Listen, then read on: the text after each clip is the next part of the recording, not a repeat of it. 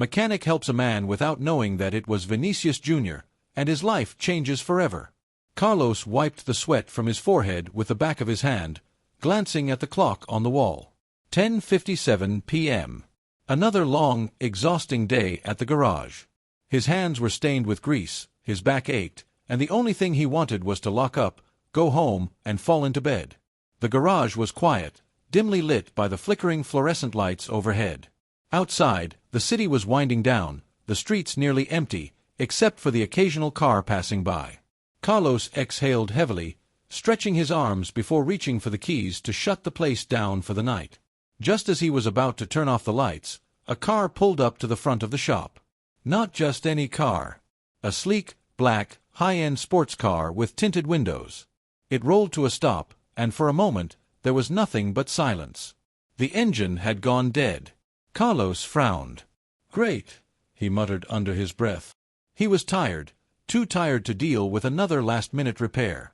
But before he could fully ignore it, the driver's side door opened, and a young man stepped out. He looked around hesitantly before walking toward the entrance of the garage. "Hey, brother, sorry to bother you this late." The man's voice was calm but carried an urgency. "My car just died out of nowhere. No idea what's wrong with it." Carlos sighed, forcing a small smile.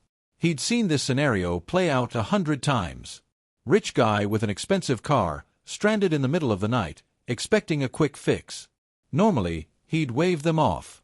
But there was something different about this guy. Maybe it was the exhaustion in his eyes or the way he carried himself, humble despite the expensive clothes. Carlos hesitated for a second, then nodded. "All right, let me take a look." The young man's face lit up with relief. "Thanks, man. I really appreciate it." Carlos grabbed a flashlight and walked over to the car. He ran his hand along the hood, feeling the warmth of the engine. "What happened exactly?" "Not sure," the man said, rubbing the back of his neck. It was running fine, then suddenly the power cut off. Carlos popped the hood, scanning the engine. Within moments, he spotted the issue, a minor electrical failure, nothing too complicated. A job that wouldn't take more than 15 minutes. "You got lucky," Carlos said, pulling out his tools. "It's nothing major." The young man exhaled, shaking his head. "Man, that's a relief. I was starting to think I'd be stuck here all night." Carlos chuckled. "Nah, give me a few minutes, and you'll be on your way." As he worked, they talked. Just small talk at first, where the guy was headed, what Carlos did for a living. The young man seemed genuinely interested in his answers, which surprised Carlos. Most customers didn't care to ask about his life. "You work here alone?" the man asked. "Yeah," Carlos nodded. "It's been my shop for years. Just me and my tools." "That's impressive," the man said, leaning against the car. "Ever take time off?" Carlos let out a dry laugh. "Time off? What's that?" The man grinned.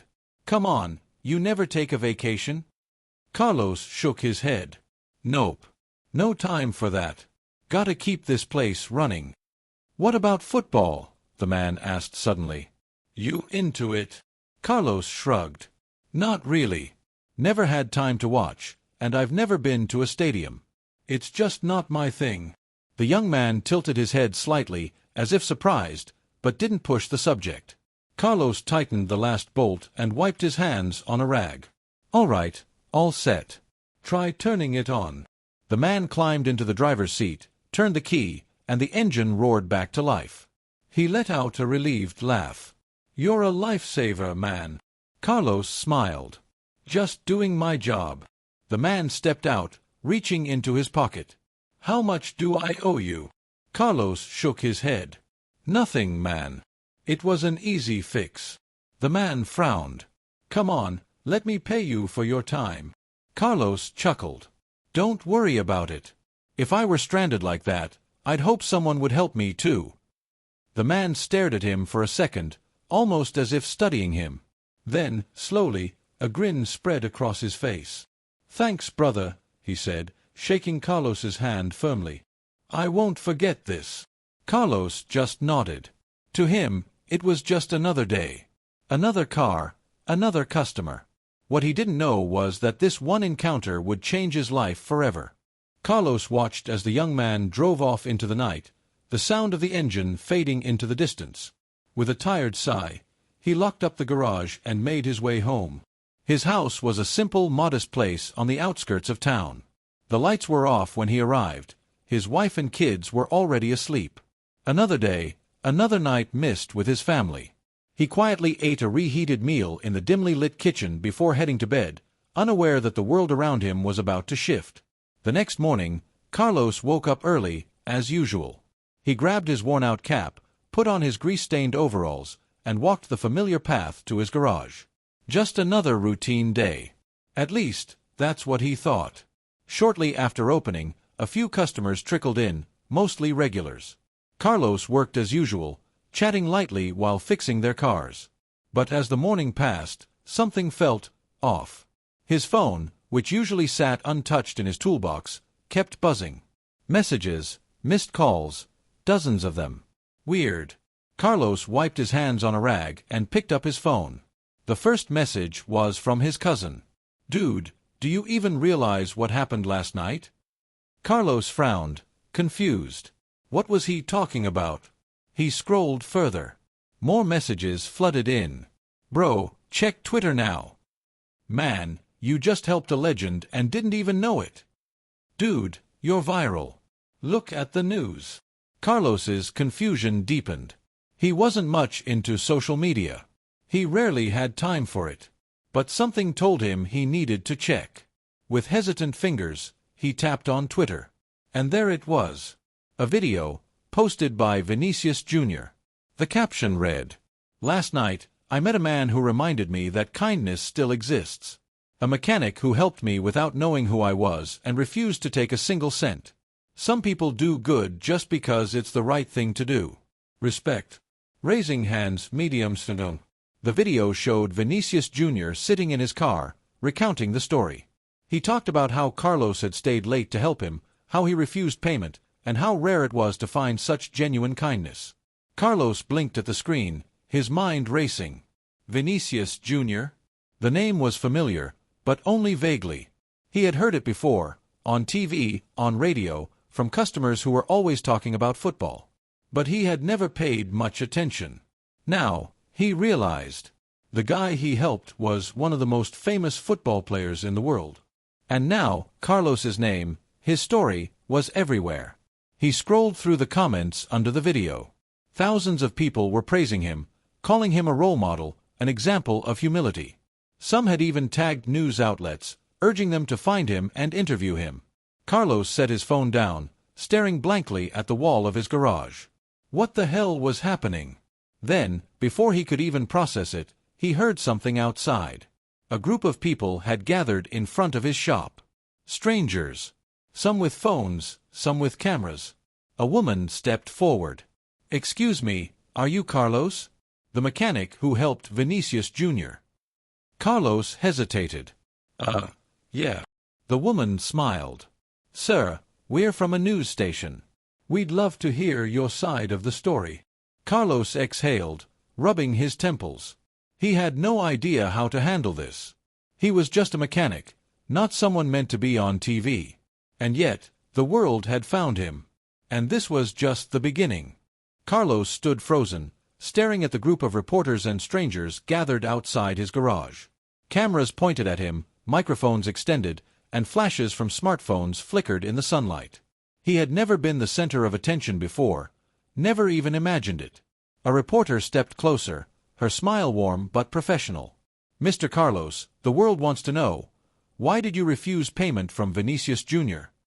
Carlos shifted uncomfortably, rubbing the back of his neck. I don't know," he muttered. "It was just a small fix. Didn't feel right charging for something that only took a few minutes." The reporter nodded, eyes gleaming. "You could have asked for any amount, yet you let him go for free. That's not something we see every day." Carlos shrugged. "Money isn't everything." The crowd murmured in approval. Some recorded him, others whispered to each other. The attention made Carlos uneasy. He wasn't used to this. He was just a mechanic trying to make an honest living. As the day progressed, More and more people showed up. Customers, journalists, even influencers. The story had taken a life of its own. By late afternoon, his garage was busier than it had ever been. Cars lined up outside, people requesting repairs even when their vehicles barely had issues. Some just wanted to shake his hand, to meet the mechanic who helped Vinicius Jr. Carlos tried to keep up, but it was overwhelming. He was used to hard work, but not to being a local celebrity. Then, just when he thought the day couldn't get any stranger, a familiar black luxury car pulled up in front of the garage. Carlos narrowed his eyes. No way! The door opened, and out stepped Vinicius Jr. The crowd gasped. People scrambled to take photos, whispering excitedly. Carlos wiped his hands on his grease-stained overalls, watching as Vinicius walked toward him with a confident stride. "Brother!" Vinicius called, smiling wide. Carlos blinked, still trying to process the situation. Hey man." Vinicius reached out, shaking his hand firmly. "I had to come back." Carlos chuckled nervously. "Your car's not broken again, is it?" Vinicius laughed. No. I just couldn't let this slide." Before Carlos could ask what he meant, Vinicius pulled an envelope from his pocket and handed it over. Carlos frowned. "What's this?" "Payment," Vinicius said. "For what you did." Carlos looked down at the envelope. He had a feeling it wasn't just a couple of bills inside. His instincts were right. Peeking through the opening, he saw a thick stack of cash. Carlos's stomach tightened. He immediately shook his head, handing it back. "I can't take this." Vinicius' smile faltered slightly. "Brother, you don't even know how much is in there." "I don't need to know," Carlos replied, pushing it toward him. "I told you it was nothing. You don't owe me anything." The crowd watched in stunned silence. People murmured, whispering about how crazy Carlos was for turning down money from a millionaire football player. Vinicius let out a small laugh, shaking his head in disbelief. "You're something else, man." Carlos shrugged. "I just did what anyone should do." The football star studied him for a moment, then sighed. "All right. If you won't take the money," he paused, a mischievous glint in his eye, "then maybe you'll take something else." Carlos raised an eyebrow. "Like what?" Vinicius smirked. "You'll see." Without another word, he turned back to his car. Before getting in, he looked over his shoulder. "I'll be back soon, Carlos. And next time, you won't be able to refuse what I have for you." With that, he drove off, leaving Carlos standing there, utterly confused. The crowd erupted into whispers again, speculating about what Vinicius Jr. meant. Carlos, however, could only shake his head and exhale. What could a football star possibly have in store for a simple mechanic like him? Whatever it was, Carlos had a feeling his life was about to change even more than it already had. The next morning, Carlos woke up feeling like he had just dreamed the past 24 hours. Had Vinicius Jr. really come back to his garage? Had he really refused an envelope full of money from one of the biggest football stars in the world? As he got ready for another workday, his wife, Mariana, stood by the kitchen table, scrolling through her phone. She looked up at him with wide eyes. "Carlos, have you checked your phone?" she asked. Carlos sighed, rubbing his forehead. "If this is about yesterday, I don't want to think about it too much." Mariana shook her head.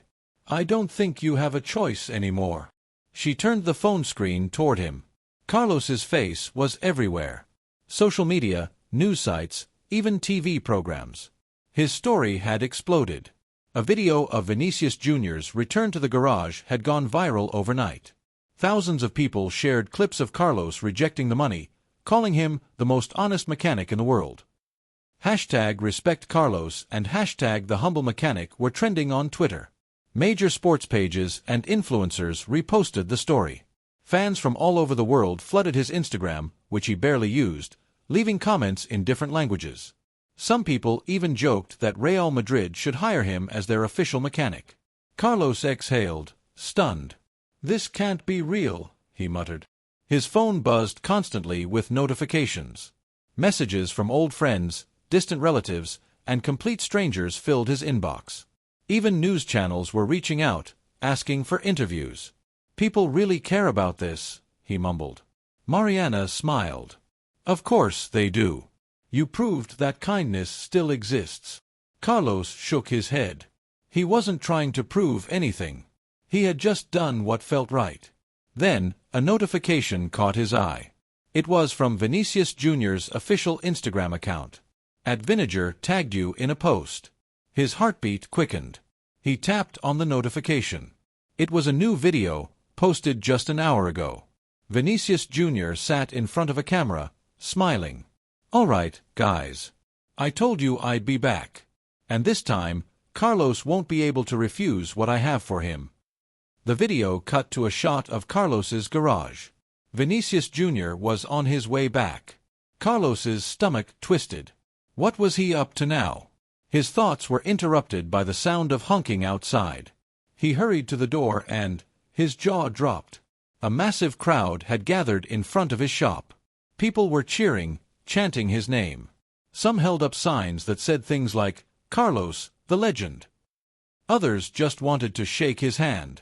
And then, through the sea of people, he saw it. Vinicius Jr.'s car pulling up once again. Carlos exhaled sharply. Here we go again, he muttered. The football star stepped out, cameras following him, and walked straight toward Carlos with a knowing smile. Brother, Vinicius greeted. I told you I'd be back. Carlos crossed his arms, trying to ignore the cameras flashing all around them. All right, what's this all about? Vinicius grinned. Well, I realized you're a man who doesn't care about money. Carlos shrugged. Not true. I just don't need charity. Vinicius chuckled. Fair enough. That's why this time, I have something even better for you. Carlos raised an eyebrow. And what's that?